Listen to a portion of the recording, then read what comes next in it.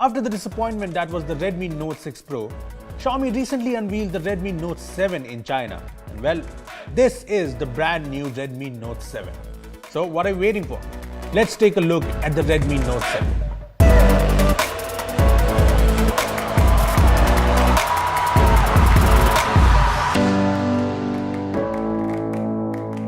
Hey guys, this is Rupesh from bwom.com and this is your first look at the brand new Redmi Note 7, which looks quite interesting, right?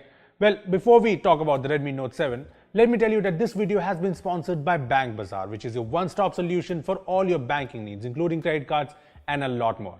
I'll talk more about Bank Bazaar at the end of this video, so stay tuned for that. Now, let's talk about the brand new Redmi Note 7. So this is the new Redmi Note 7, and unlike the Redmi Note 6 Pro, this is a phone that brings some major upgrades. There's a lot of changes it brings, but right off the bat, let me just say that this is a striking looking smartphone. It's honestly stunning.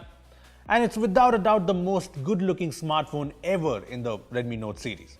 Gone is the huge notch, the dull metal design, and the bad looking antenna lines.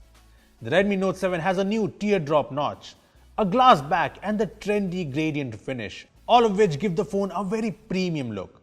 Just look at it next to the Redmi Note 6 Pro and the Mi A2. The Note 7 is in a different league altogether when it comes to the looks. I mean, even when put next to the Zenfone Max Pro M2 and the Realme 2 Pro, the Redmi Note 7 shines through with its real glass back, if you know what I mean. Anyway, along with the new glass back, the Note 7 also features the teardrop notch, which is definitely less intrusive than the other notches. And while there's still the chin here, I like the front of the Redmi Note 7. And the new notch means the display here is bigger. The Note 7 has a 6.3-inch IPS LCD display with Gorilla Glass 5, and it seems like a great display. Now, I haven't really spent a lot of time with the Note 7, but so far I like the display on the Note 7. It's crisp, it's bright, and the colors are good.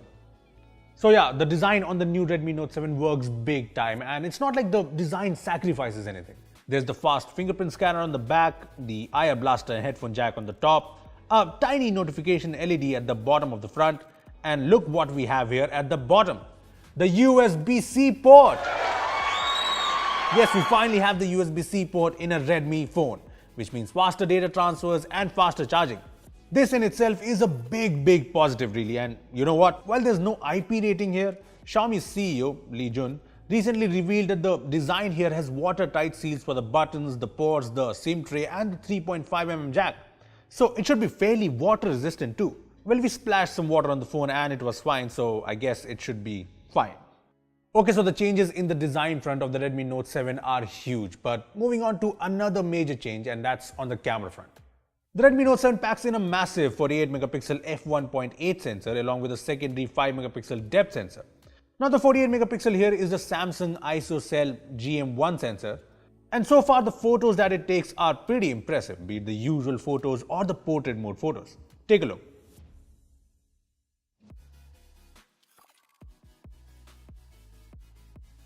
So as you can see, most of these photos have great detail, and I definitely like them. Let me just compare a few shots with the Redmi Note 6 Pro, where you'll notice that the colors of the Note 7 photo and the details are a lot better.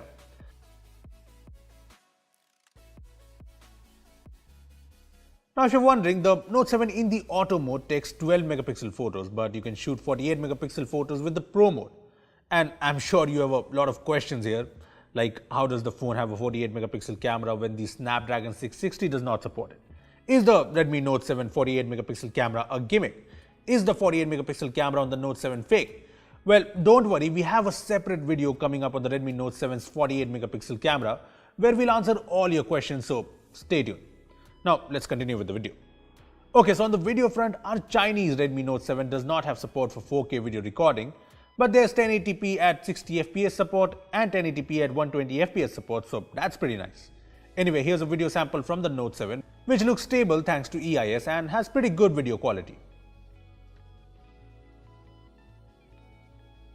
Now, all that is fine, but on the selfie front, there's a bit of a downgrade. No dual cameras here, of course, and the Note 7 comes with a 13-megapixel f2.0 camera, which does seem like a downgrade from the Note 6 Pro's 20-megapixel camera. Having said that, the selfies from the Note 7 look really nice and slightly better when compared to the Note 6 Pro, so as they say, megapixels don't really matter. Overall, the cameras on the Redmi Note 7, especially the 48 megapixel camera on the back, seems super impressive. But yeah, it's still early days and I'm still testing things out. Anyway, the Redmi Note 7 also brings major upgrades under the hood.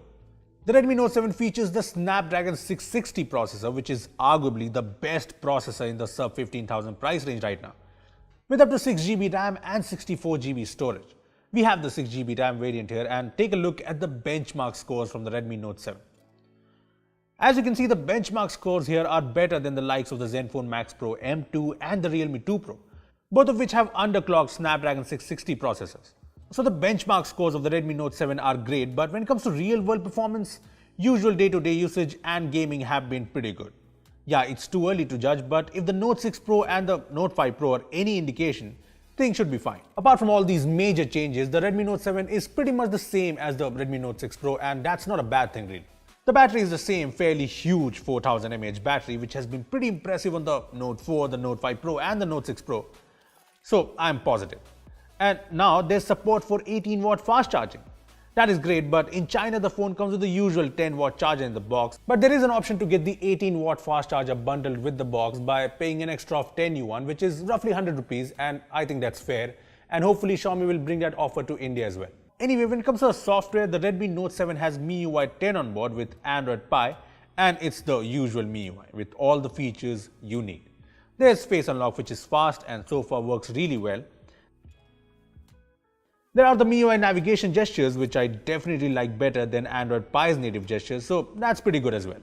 Well, that was a good look at the new Redmi Note 7, and honestly, this phone has really impressed me so far. And I really think that this should have been the Redmi Note 6 or the Redmi Note 6 Pro. It just looks like Xiaomi really upped their game after seeing the disappointing response to the Redmi Note 6 Pro. I mean, yes, I'm yet to test the Redmi Note 7 extensively, but the phone is well on course to become the next budget smartphone king. Just think about it. Premium glass design, teardrop notch display, a 48 megapixel camera, the Snapdragon 660 processor. What else do you need for 1000 yuan, which is around 10,000 rupees? And mind you, this is the Redmi Note 7. The Note 7 Pro is set to coming with an even faster Snapdragon 675 processor and the better Sony IMX586 48 megapixel sensor. So yeah, it's pretty clear that the Redmi Note series is back with a bang. But yes, we still don't know the Indian price of the phone. We still don't know if the 48 megapixel camera is as good as it seems. And yes, we are still testing things out.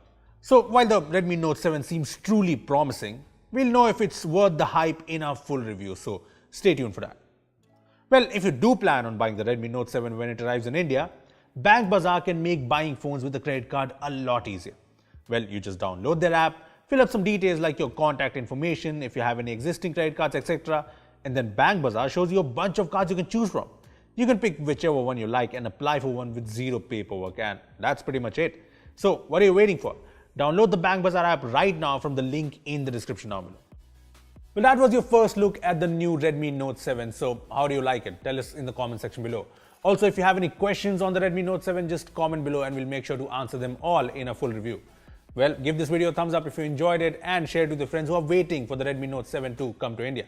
Lastly, subscribe to our channel for more amazing tech videos. Well, that's me signing off. Thanks for watching and I will see you in the next one.